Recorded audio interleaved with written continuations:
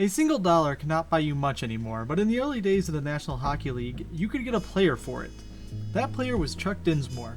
Dinsmore was actually a gifted athlete, playing football along with hockey and rowing during his junior days. He even played for the Toronto Argonauts as a halfback, where he was a star for that time.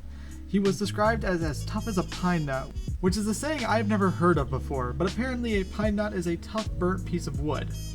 Now, Dinsmore was short and a small player at 5'6", 155 pounds.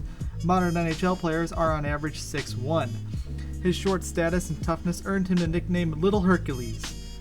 The Toronto Argonauts would lose a valuable member of their team, though, when the Canadian ice hockey Olympic captain and friend of Dinsmore, Duck Monroe, convinced him to join the Montreal Maroons. Dinsmore got a 3-year contract and was one of the most valuable players to the Maroons. He was able to check anything that moved, and he had puck control ability where he could just kill off a penalty if he got the puck on his stick. He pissed off opposing teams beyond belief.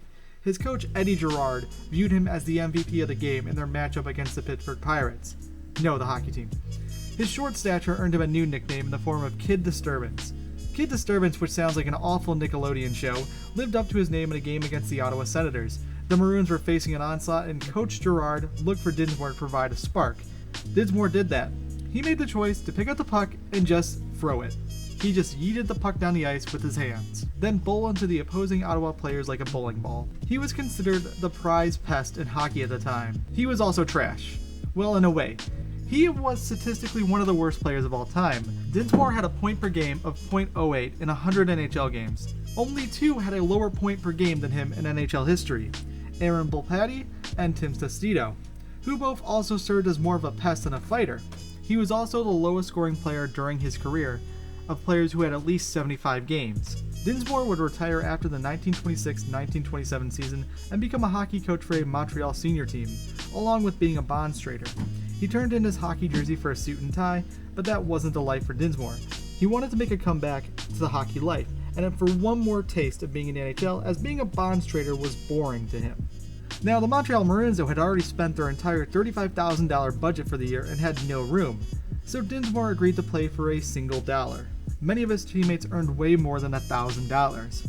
Dinsmore played for the equivalent of $14 in today's money.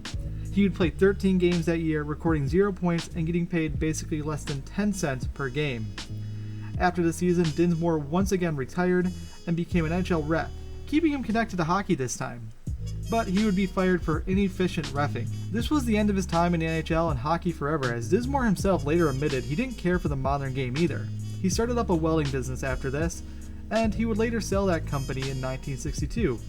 He sold Dinsmore Company for $945,000. Back up the money truck, the cash money, gun money. An NHL player wouldn't sign a contract worth $1 million or more till 1972, when Bobby Hull, Bobby Orr, and Derek Sanderson all cashed in. Dinsmore, who had signed for only $1 once though, was the first hockey millionaire in a way. That is the story of the NHL player who played for a single dollar. Cash money, gun